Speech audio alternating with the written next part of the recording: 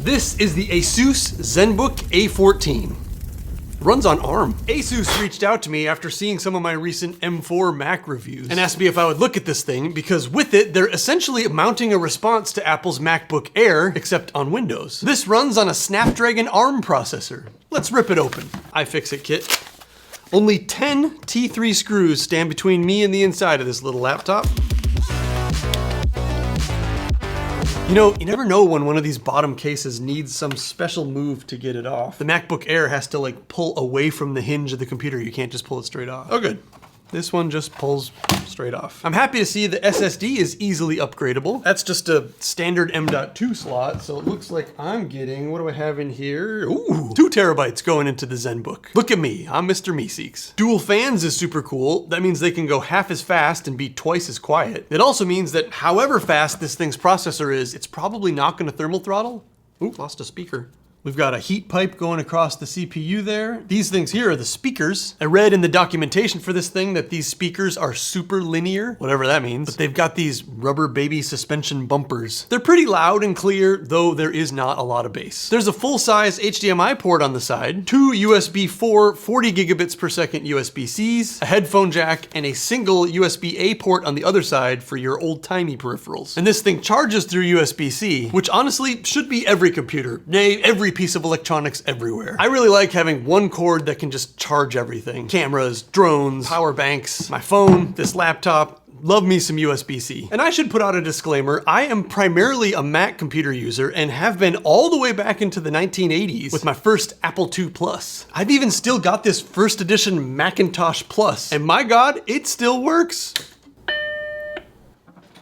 Who knows where the system disk is though. But I'm not like an angry Mac user who thinks Mac computers are better at everything no matter what. I have Windows computers too. Look at this. Victus RTX 4050. Reddit says X.50 NVIDIA laptop GPUs aren't real gaming GPUs. Well, you know what? Minecraft disagrees. But I've got what? 4 Windows computers in this studio? And a pair of Raspberry Pis. That is to say, I am OS agnostic. I just love technology and spending money. And really, now that it's the future, once you're actually in whatever software you're using, Lightroom, Chrome, or Teams, AutoCAD, whatever, it all feels about the same, Windows or Mac. I don't work in Mac OS. I work in AutoCAD and Photoshop and Outlook, except for that control button being so far away physically on the keyboard. Say what you want about Mac OS versus Windows, but having the command key right next to the spacebar for keyboard shortcuts, it's just ergonomically more proficient. I have literal decades of thumb-based muscle memory to undo in order to learn this computer. Like, do you guys use your pinky for keyboard shortcuts? That's crazy. But anyway, the Zenbook A14. ASUS built an ARM-based Windows laptop. This Zenbook runs on the Snapdragon X Plus ARM processor, the same one that's in the 2025 Microsoft Surface Pro 12-inch. ARM is the type of processor in basically all modern smartphones and tablets because they can idle with super low power draw, combined with the fact that in the last few years, with the new Snapdragon processors, as well as with Apple's A-series processors, ARM chips are speedy enough for increasingly beefy desktop apps. Also, all Mac computers are on ARM now. That's a hard sentence. When you hear Apple Silicon, that's ARM. ARM chips are much more efficient with their use of electricity than x86 chips, which I just learned is really x64. Calling it x86 is like when people say 110 when they're talking about the voltage in your house. And efficiency is probably going to be this thing's main selling point. Because if you're just dinging around in your computer, if you're not doing 3D design or video editing, but if you're just, I don't know, a white-collar office worker like Bill Morrison, using spreadsheets, looking at PDFs, email, Teamsing, and memeing on the internet, this thing has something like a 32-hour battery life. Like several workdays on one charge battery life. Specifically in this laptop, there are 2 versions of the A14. I have the Snapdragon X Plus. It's an 8-core CPU, a really fast NPU at 45 trillions of AI operations per second, and 16 gigs of RAM. And I'll be honest, I didn't even know there was an official ARM version of Windows. And I won't spend a lot of time on this, but that's not a small thing. In order to do this, Microsoft had to make an entirely separate version of Windows 11. There are some really good things that come along with that, like insanely long battery life while still being fast and responsive, fully integrated NPU chips, which offload a bunch of the work the CPU used to have to do, which I will talk about shortly. But there are also some early adopter troubles, because again, this is not an x86 machine. Like, this Windows laptop is essentially just as different from this Windows laptop as this Mac laptop is. And that means that a lot of existing Windows software is not directly natively compatible. Anything that hasn't been specifically recompiled for ARM is running behind a layer of emulation. A lot like running Windows on Parallels on Mac. And that's not terrible, everything still works. The emulation in Windows ARM is pretty solid. So easy apps like emailing and web browsing, messaging, things like printer drivers, or I don't know, the app that sideloads executables onto my Flipper Zero, those things all run totally the same. You would not notice the emulation because if it's not a CPU, GPU demanding app, everything's just gonna run indistinguishably.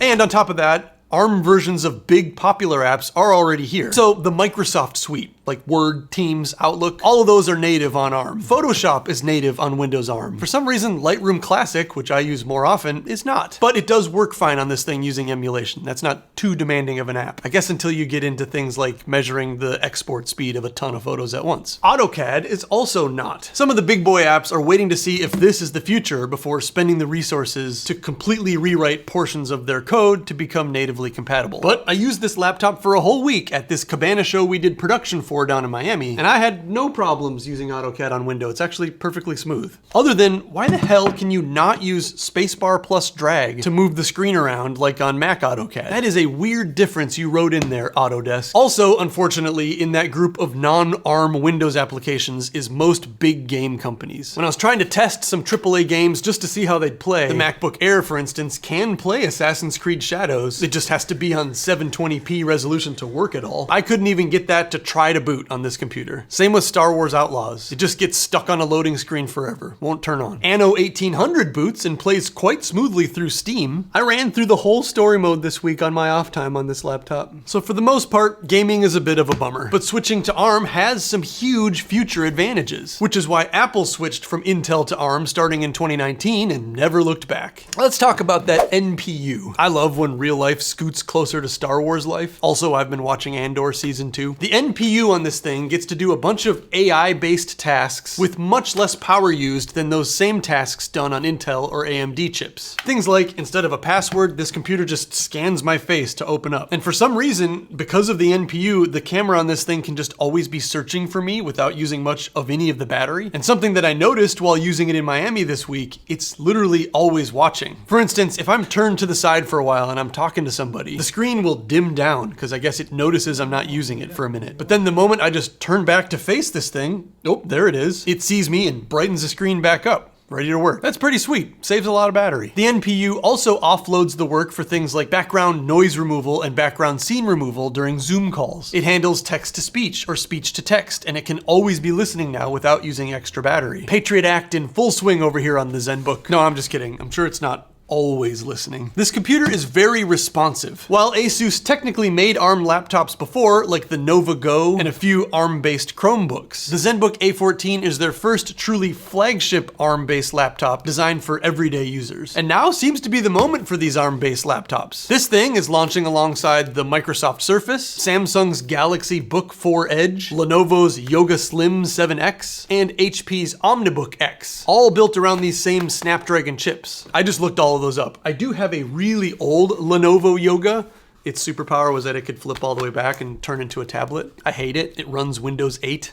And barely, and actually right now it won't even turn on. But that's just, this is, I don't know, 12 years old. Like I said, this thing has an 8-core CPU and a 6-core GPU, and evidently the GPU in this thing is comparable to the base model MacBook Air M3, and I don't know how to like test for that, but that's the chip in my iPad Air, and this thing kicks ass. The documentation that came with this says it can connect to up to 3 external displays at once. I got it going on my 4K display, my 1080p display, and its own display, and then I ran out of display adapters for USB-C to HDMI. That is to say, I only have one. Spec sheet says you can have a 4th screen, so if you work with a ton of real estate, you got that going for you. The surface of this laptop is its own proprietary metal they call ceraluminum.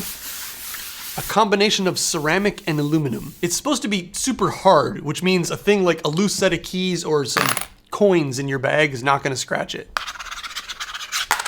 Seems to be true. It does have this really satisfying sort of like stone-like feeling finish. I'm into that. This computer is super light, lighter than the MacBook Air. I'm actually gonna do a whole Zenbook versus MacBook Air video next week because they're pretty close on a lot of things, especially if you use CapCut for video editing. Speaking of which, I fumbled through using the desktop version of CapCut. I edit in Final Cut Pro, and it has no problem playing back 4K footage from my Sony cameras, even multicam clips with some title effects. So if you use CapCut and you want a Windows computer with a ton of battery life, you're in luck. It turns out DaVinci Resolve and Adobe Premiere are not yet native to ARM, so due to emulation, they cannot use the hardware encoder decoder and cannot keep up with multiple streams of 4K video editing, especially not H.265, which is what I shoot in. But there is a hardware encoding decoding video engine on the Snapdragon chips. That's hard to say. So whenever Adobe and DaVinci get done with their video editing apps, this will be able to do basic video editing. For now, though, this thing cannot be my main video editing rig. But it could 100% be my work computer. The fact that it's so light in my bag is actually really inviting for my New York gigs, when I'm always walking a lot on my way to whatever building. And its 16 gigs of RAM is more than enough for work stuff. Stuff like Teams, Outlook, Excel, AutoCAD, Chrome, while still running everything I see through the ChatGPT desktop app because I can't think for myself anymore. Parking this on a desk with a keyboard, mouse, and 4K display does not slow it down at all. This is a really solid little laptop. The multi-day battery, while not feeling slow on Office apps, sells this thing for me. If you're most people, this is an awesome laptop. If you consider Minecraft and Anno 1800 games, this is a gaming laptop. If you're an actual power user, which I recently discovered that I'm not, well then this is not the laptop for you. Goodbye. Vanilla sweet cream cold brew.